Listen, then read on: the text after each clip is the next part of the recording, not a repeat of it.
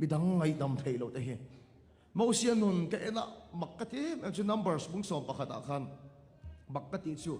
mo sian he na thara om kha tum kha chu pathianin aphurit kha mi som sari ne na kha ba phurti rane lagen alo en maro numbers bung som pakhata mo sian he na thara om kha mi som sari ne na pathianin avahlang ani chu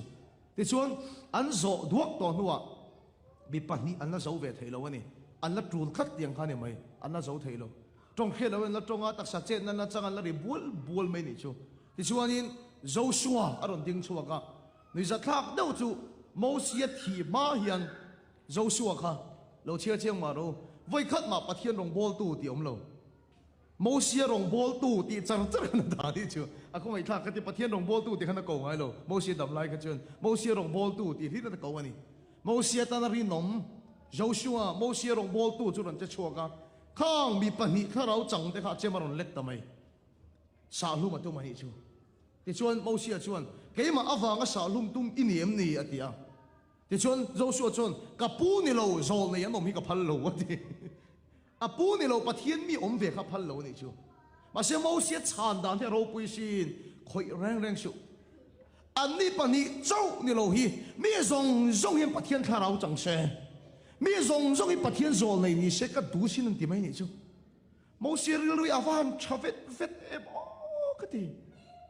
Miriam ite chuan nge Joshua chau lal pan man bi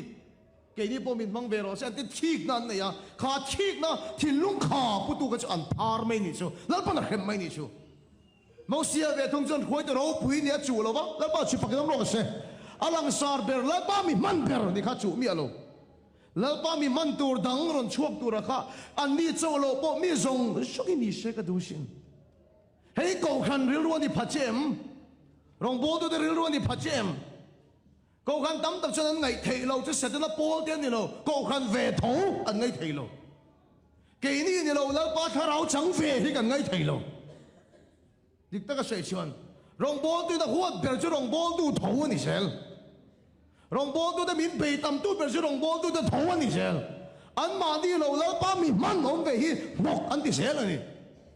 anh cô khăn đi lâu cô khăn chặt gió ông tây muốn nó tìm hiểu lâu anh câu khăn như lâu lỡ ba cái thổ kinh số thì suy xe làm tác xe anh mà nghe lỡ ba cái thuồng thì bị anh chiên xe xuất hiện thiên lung chia mi riêng mi tiếng cần pu này số đủ nào tiêu khá ráo vạ cần tiếng số lăng tiếng văn lom tắc em cái này châu lâu bao hi lỡ ban mang rõ xe